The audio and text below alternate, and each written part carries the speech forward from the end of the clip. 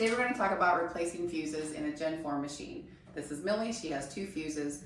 The first fuse that we're going to replace is the main fuse.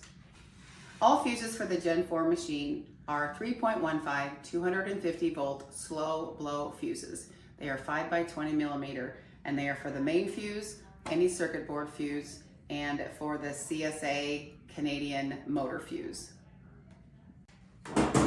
Right here, where you unplug the power cord, there is a little fuse compartment right above the power cord and right above or right below where the on-off switch is. There is a little slot on the inside of here that if you take a straight screwdriver and you stick it up in there, that drawer will pull out. So as I pull the fuse holder out, the one on the right-hand side is the main fuse.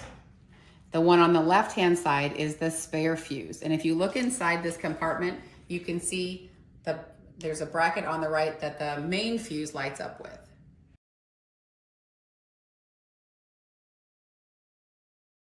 So the fuse on the right is the main fuse. We're going to take that one out and we're going to dispose of it, and it just pulls out of there. And we're going to take the one on the left-hand side and bring it over on the right-hand side. And there, that worked really well. So you slide it down in there and then you push it into place. And then we're going to stick it back in and snap it into place. The second fuse that we're going to replace on Millie is actually on the Bobbin counter board. It's a circuit board that is located on the top of the machine towards the front. We're going to unplug the front handle and we're going to remove all 10 of the screws on the motor cover, and then we're going to remove these screws on both sides on the top cover and these 2 screws right here on the input module.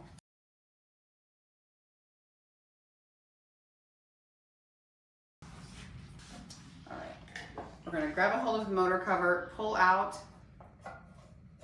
and lift up and remove that. And the same thing with the top cover. Now that the 2 screws are removed on the input module, we're going to carefully lift up, and there's one connection underneath right here on the Bobbin counter board that we are going to squeeze and pull up and remove.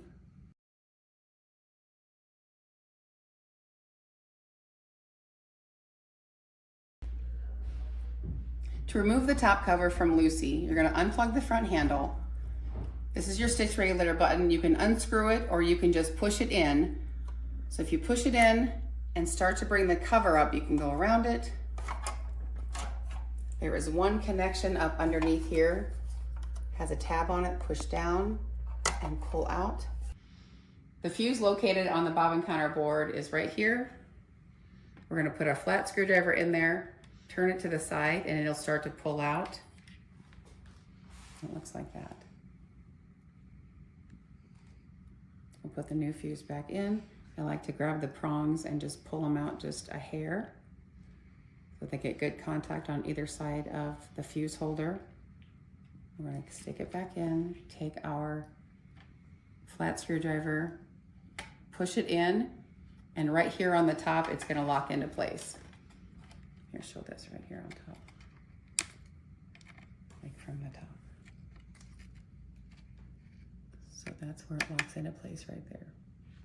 All Canadian machines have a third fuse called a motor fuse. It is located on this transformer circuit board, and it has a fuse holder just like that. You will take your flat screwdriver, push in, turn to the left, and that fuse holder starts to pop out. Take your old fuse out, put your new fuse in, put it back in. You're going to push it in and turn it to the right to lock it into place. We're going to plug the top cover back in and slide that down over the input module. And then we'll put all these screws back in place.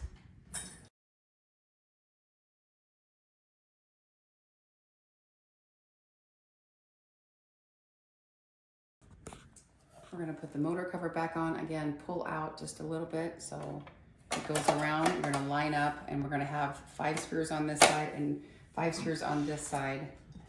On this side, you're going to have 2 power cord holders.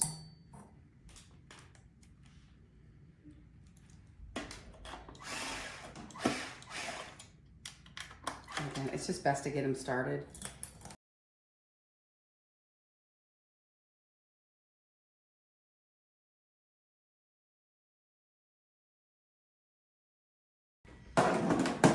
The last screw is going to go right here. This is going to be your thread guide. It's a little bit longer screw.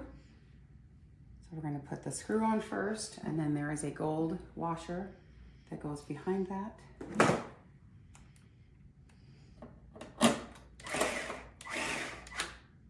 Just like that. And then we'll go back and tighten them all. So